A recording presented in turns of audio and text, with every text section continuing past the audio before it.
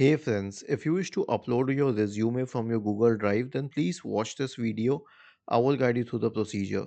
So open Google Drive and then let us say that you wish to upload your resume. Simply click on New, File, Upload, and then let us say that the file was here.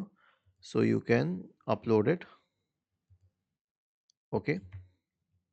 And once it is uploaded, I'll tell you what to do once it is uploaded. You can click on the three dots associated with it and select share and then share. Now, here's what I do. I change it from restricted to anyone with the link. And now if I have to share my resume with anyone, I'll just click on copy link and send it to that person. Okay. I'll just copy link and paste it wherever I wish to send the resume. Was this helpful? If yes, then please subscribe to the channel. And if not, then let us know in the comment section of the video on how we could help you further. Thank you for watching this video and have a nice day.